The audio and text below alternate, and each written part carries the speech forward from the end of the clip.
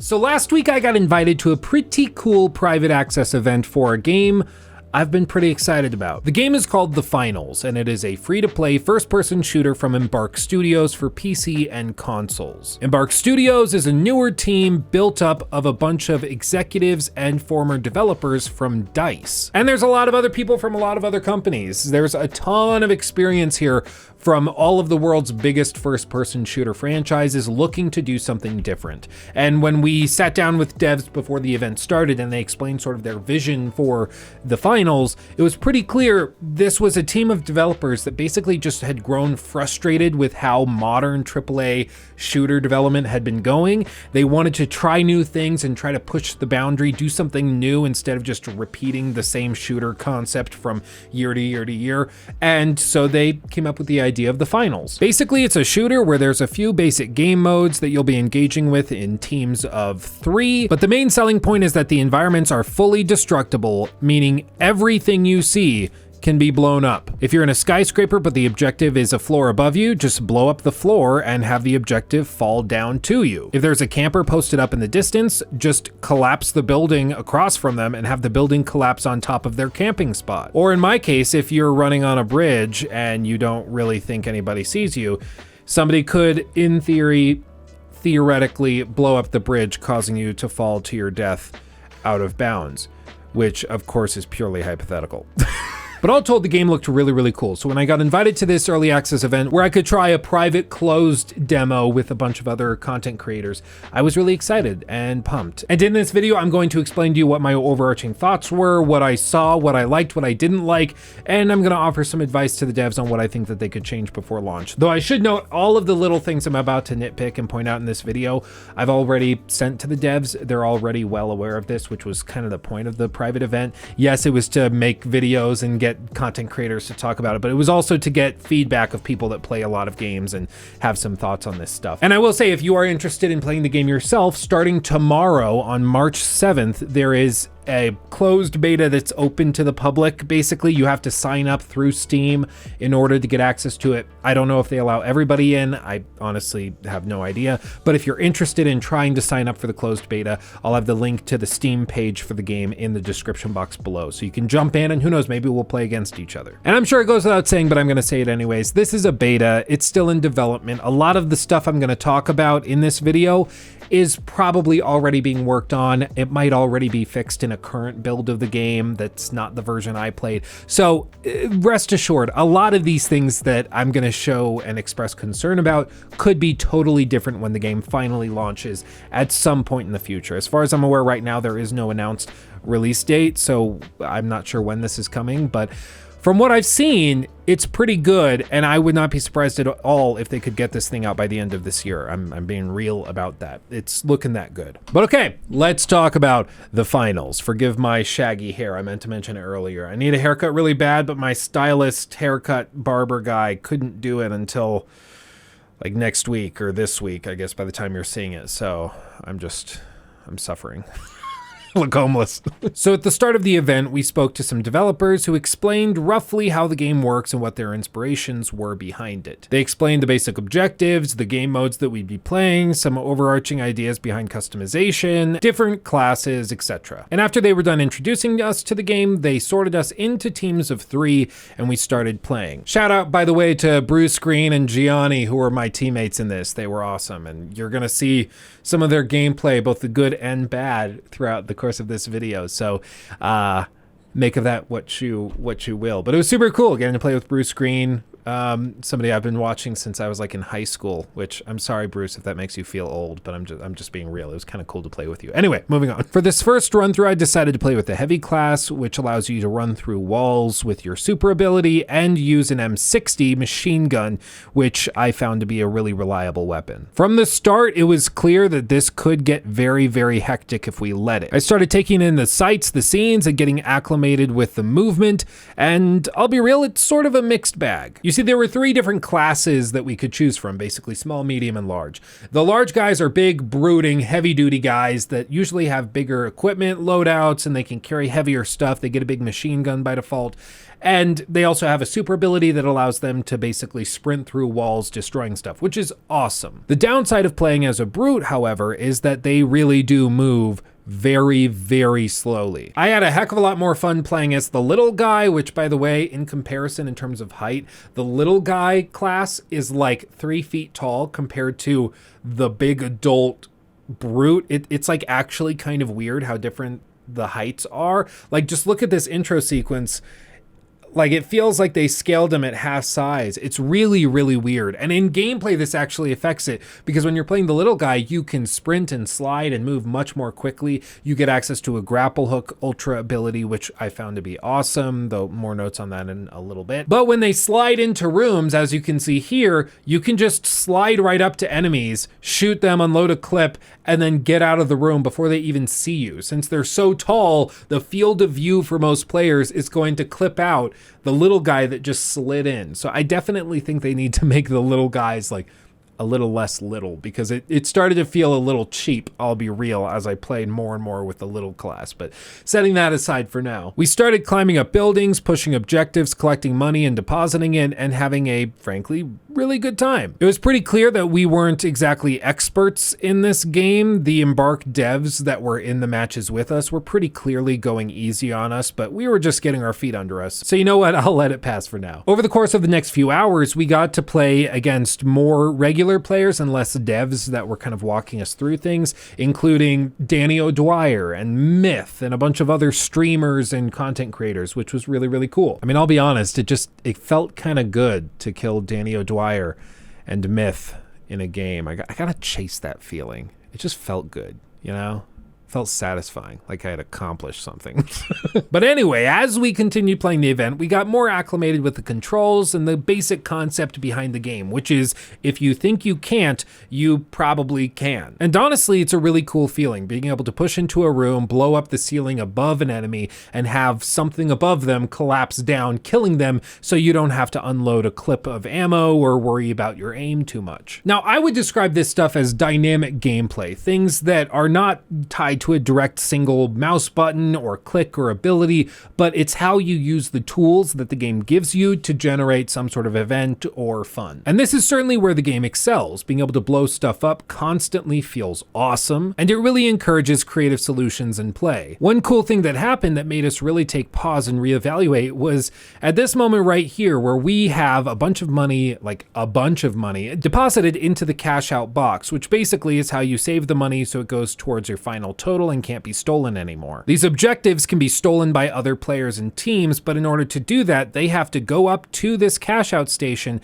and then hold E for a set amount of time. Maybe let's say 10 seconds. However, that of course makes them very, very vulnerable. And you'll notice this cash out station is in the middle of this open area where we have turrets set up. In this case, I was dead spectating Bruce, who was posted up waiting for them to push it so he could unload and take them out. However, the other team thought pretty creatively. They knew that they didn't want to push this objective because they would certainly get jumped, so instead of pushing the objective, they just pulled the objective. See what I did there? See what I did, or see what they did there? Yeah, it was pretty clever. They blew up the floor underneath the cash out station to drop it lower and lower to the point where they could take it over without much concern. And it's moments like these where this feels like a game worth really playing, because the possibilities are really endless. Like, there might eventually be a meta where players figure out, okay, if you rush this point, then you put these explosives here, you can drop it all the way down, then they can't jump us because we have turrets set up here, here, and here. But as of right now,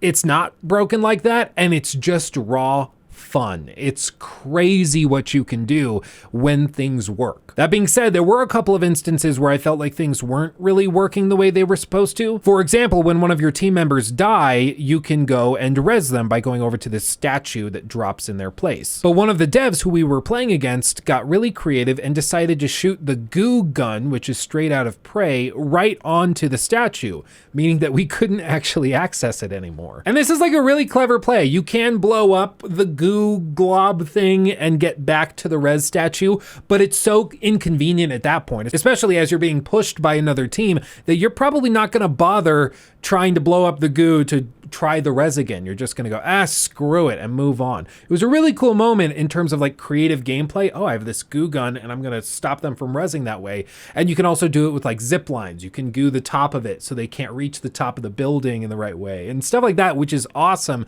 But sometimes it does feel like, I don't know if it's supposed to do that. That might be an exploit. It might be something they want to patch. I don't know. I mean, I'll be real. Most of my complaining about this is just because I was the victim of it. And if I were the one doing the gooing, I'm sure I would not be throwing a fit.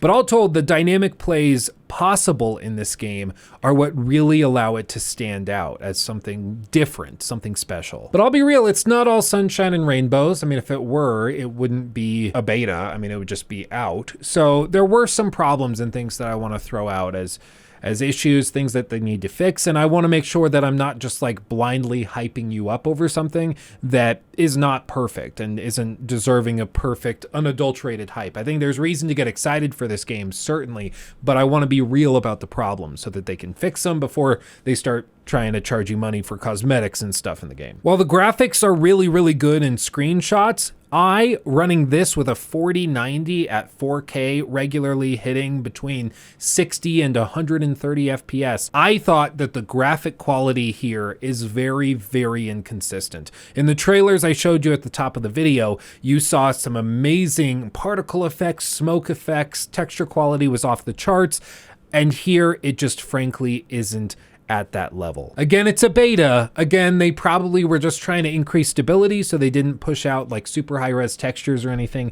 I believe the download size for this build was only like 12 gigs or something, which nowadays is like unheard of for a multiplayer game. So there's definitely some mitigating circumstances, but it is clear to me that this game is not as good looking as it has been in a lot of the trailers. And you can't say that it's because of my hardware, because I'm running this thing on a freaking supercomputer. So I don't think that that's a valid excuse. Furthermore, events like buildings collapsing look super epic in all of the trailers, but in gameplay, often you're just a little confused as to what's happening. You'll see some stuff falling, maybe some rubble shifting, but it doesn't feel as badass as it should, at least in my opinion. Like, look at this example right here. We needed to push this objective C, and in order to do that, Gianni and Bruce pushed from the lower floor, and I came in from the top in case somebody was posted up in the stairwell. Nobody was, so I just dropped straight down the stairwell, since there's no fall damage, to jump the cash out point with them. It was at this exact moment, though, that the whole building began to collapse and fall on top of Bruce and Gianni. It's honestly a really cool thing to happen right as you're rushing an objective that will save you the game if you successfully take it over. However, it doesn't look that badass to me. Maybe I'm just picky, or maybe I expected too much from the trailers, but I mean, just look at this go on like a loop. The building shifts a little and then these larger objects drop. There's a couple of particle effects that I think are supposed to represent smaller pieces of rubble, but all told, it's over just as quick as it had begun. We just jump over it and move around it, and it didn't feel as crazy or destructive as I was hoping. And I don't think it was just this instance, because other times when buildings collapsed, it also felt somewhat underwhelming. I'm pushing an objective over on D, and as I climb up this building, the building next to it collapses fully. But as you see, it doesn't actually collapse. It just kind of rolls over on its side, which is still awesome, don't get me wrong. It's badass that this building falls over and then you could have a gunfight on the walls of the building instead of on the floors of the building. Like, that's just freaking cool. However, the building doesn't collapse. The weight of the walls on the side don't fall in and cause the whole thing to turn to a pile of rubble. Instead, it just kind of tilts over a little bit, and that to me is just, again, it's not the destruction that I was hoping for and looking for. It's like a cool thing, but it's not as epic as the trailers made it out to be. And this is true of a lot of the destruction in the game. It feels as though things are generally too strong. There's moments where you're blowing up portions of a building and you feel as though it really should be collapsing at this point, but it just doesn't. The weight distribution of the building doesn't line up properly, or the way that they simulate structural integrity is really inconsistent. Don't get me wrong, this is something that's been a problem in games with destructive environments since ever. I mean, I remember playing the original Red Faction way back in the day on the PS2 and having a gay old time with that game. But even that one had really inconsistent game physics when it came to destruction. Eventually, when we got like Red Faction Guerrilla, not the remastered edition, which is a real thing. I'm not kidding. Jacob put up the game case right there. Like, remastered. Can you believe that? But back to the point. Even in Red Faction Guerrilla, there wasn't consistent physics applied to the buildings that you were blowing up. There would be huge towers, you'd be blowing up half of it, and it wouldn't collapse until you took out like 3/4 of the ground floor, and then it would tilt over. So this has always been a problem. I think they can tweak this and get it figured out and sorted.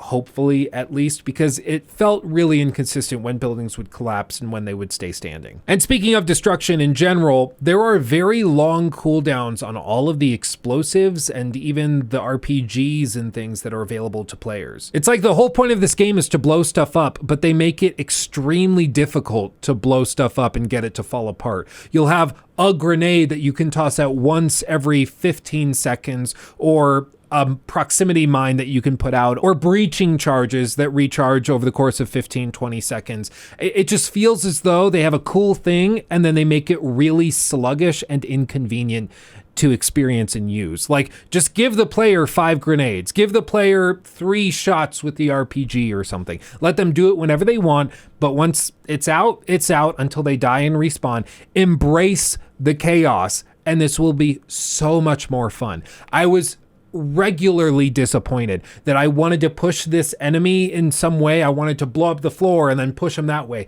but the game wouldn't let you, because you could toss one breaching charge and then you have to just sit there and wait, which in high pressure situations just doesn't work. Maybe this is something they'll be able to change in another game mode, like a chaos game mode or something like that, where they just have unlimited usages for RPGs, or at least more usages for explosives to make the destruction much more doable. Or perhaps this is more generally a technical restraint from the servers, where they can't actually enable the player to blow stuff up more than they currently are, in which case that's really, really disappointing. And it wasn't just me. Both Gianni and Bruce on my team expressed frustration that they felt like if we were going to push an objective and try to blow stuff up, which is kind of the whole point of this game, they needed to be running the heavy class, because the lower, lighter classes just were not viable as far as blowing stuff up is concerned. Even the light class, you would think, oh, he's based on heavy movement and getting in there and just getting out super quickly. So maybe give him a pack of like 10 different C4 charges.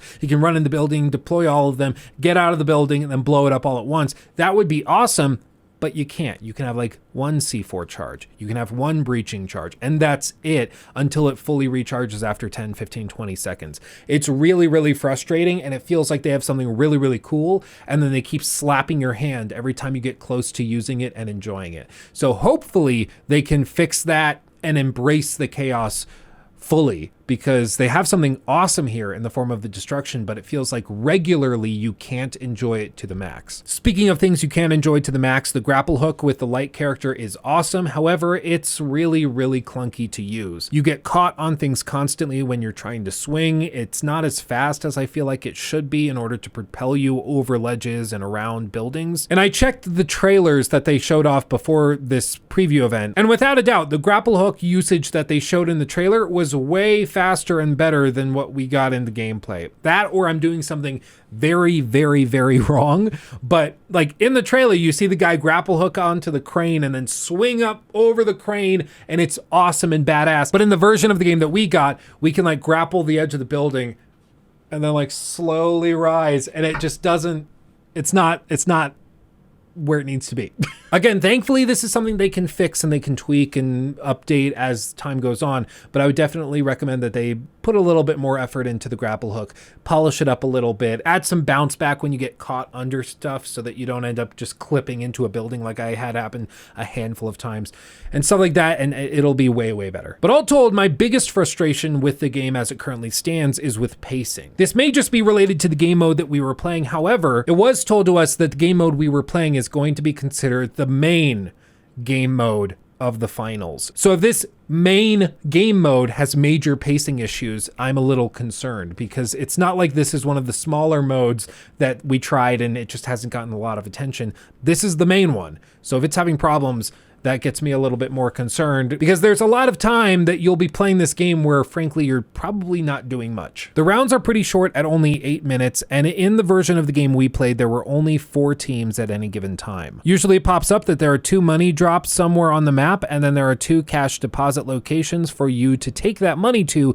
in order to get it applied to your final total. However, if you deposit cash into one of these drop-offs, you can then walk away. This is because the devs want you to post up somewhere else and be ready for the team to push it and try to steal it. And because the last team in possession of the cash out location, when it expires, gets all of the money regardless of who held it for longer, it creates a mad dash at the very end of that sequence. Because if there's a team watching you deposit this money into this location, waiting to jump it until the last possible moment, they're not going to push until that last possible moment, because it frankly doesn't make sense to. And so you end up with this really bizarre lull when you deposit money into these cash out locations, and then nothing happens for about a minute while the rest of the team slowly arrives, gets posted up, and waits to push it all at once. Furthermore, because the way this game mode is built out, if you want to win the round, you have to have the most money out of the 4 teams playing. But because the rounds are only 8 minutes long, it's pretty heavily still in favor of those who get their money deposited early. There were probably 3 or 4 rounds that we played over the course of 2 hours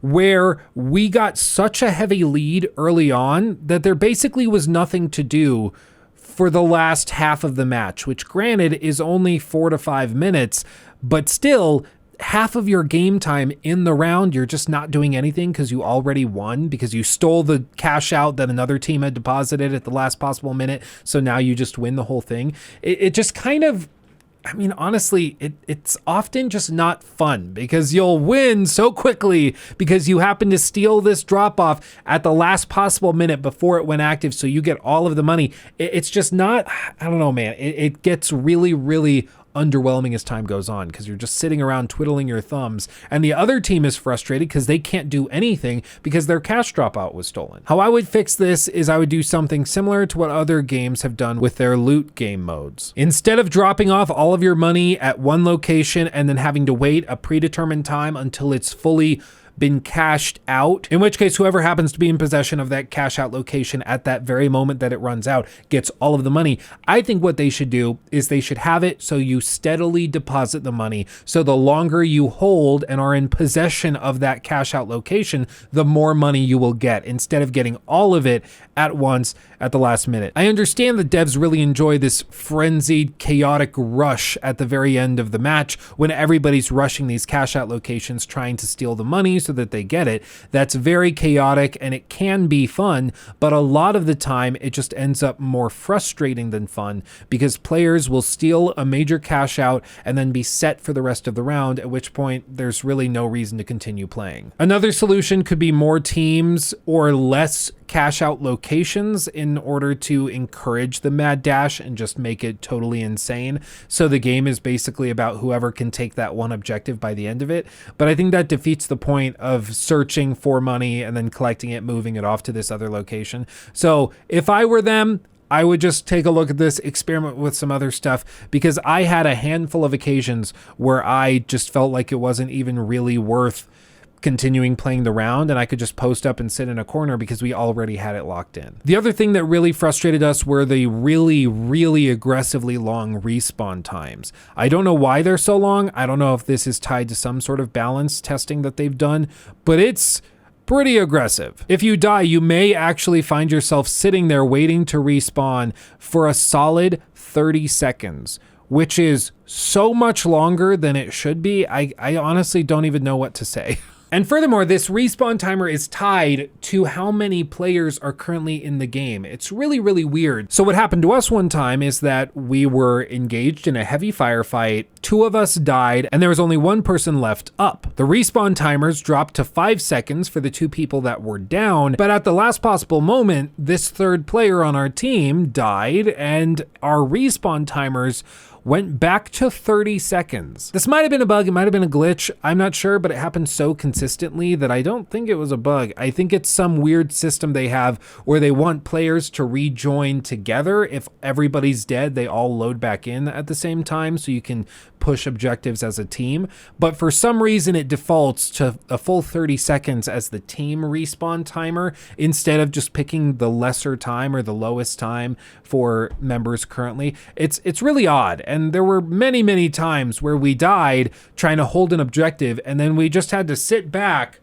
for 30 seconds, which is a long time, waiting for us to be able to load back in. It was really odd. Another really bizarre design choice, and one that could be quite concerning depending on how you look at it, are respawn coins. These are a currency basically where you respawn using respawn coins. If you die but other team members are up, you can respawn using the coins or you can wait for them to res you. However, what this means is that you can run out of respawn coins if you happen to be killed, say twice, before the rest of your team dies. And so you'll get into this really bizarre situation where your team will be up, functioning and fighting well, but you've died and you can't come back because you don't have any respawn coins until your entire team has died. There could conceivably be a situation in this game where 2 players are dead on a team, they've used all their respawn token coin things, and there's 1 player up. But because those other players and team members can't come back into the game until the full team has died to reset the respawn coins, the best play would be for the 1 player still up to kill themselves or just jump off the map or to rush somebody and get jumped. It's really bizarre to me that they chose to do this, because it's embracing a bad thing. It's like, yeah, so dying in the game, yeah, that's a bad thing. Okay, well, we're gonna make it so that's what they have to do if they want their teammates back. It's really weird. And I'm not saying that they're going to like charge for more respawn coins as a microtransaction. I don't think they would do that. I'd be baffled if they did that. But whenever I see a really weird, seemingly nonsensical gameplay decision made, and then it's tied to an in-game currency, I get very worried. So we'll just have to wait and see, because as of right now, I'm really weirded out by this whole respawn coin thing. No part of this makes sense. The whole thing is really dumb. But honestly, with all of this, my problems are all tied to like balancing, to pacing, to respawn timers, to sensitivities of destruction and things. And all of that is fixable. All of that is stuff that they can change before the full release comes out, maybe at the end of this year or next year, whenever it happens to come out. And that's a very good thing, because it's not that we're saying, yeah, the game in general sucks. We're not saying that. The game here at the core, there's a ton of potential, and I think this could be really fun. And I can see myself having a lot of fun with it. But they've made a handful of really bizarre design choices, and they've done a handful of things that I think just need tweaking. The destruction, though, is really badass, and I'm really excited to see how that system changes over the course of this closed beta, because it's going to be up for, I believe, 2 whole weeks. And the devs said in our private event that they will be patching the game and tweaking stuff in real time based on player feedback. So as like players and streamers and stuff are saying, they need to do this, they can change that, and tomorrow when you log in, it'll be different.